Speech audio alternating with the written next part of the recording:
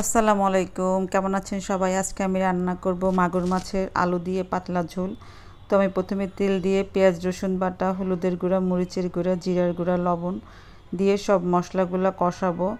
এই পর্যায়ে আমি আলু দিয়ে দিব, কারণ আমার হাতে একটু সময় কম, তাড়াতাড়ি যাতে আমার মশলাটাও কষানো হয়ে যায় আর আলুটাও কষাতে কষাতে একটু আধা সিদ্ধ হয়ে যায়। তো আলুটা কষাতে কষাতে আধা সিদ্ধ হয়ে গেলে আমি এই পর্যায়ে হলুদ লবণ মাখিয়ে রাখা যে দেশি মাগুর মাছগুলো সেগুলো আমি দিয়ে দিব। এবার আমি সব কিছু অল্প অল্প আঁচে আমি কষাবো অনেকক্ষণ ধরে। তো যখন কষাতে কষাতে একদম পানিটা শুকিয়ে আসবে, এই পর্যায়ে আমি এটাতে ঝোলের পানিটা দিয়ে দিব। আর ঝোলের পানিটা দিয়েই আমি এটা ঢেকে রাখবো মিডিয়াম আঁচে বেশ কিছুক্ষণ, কারণ আমার আলু মাছ সব কিছু প্রপারলি সিদ্ধ হবে।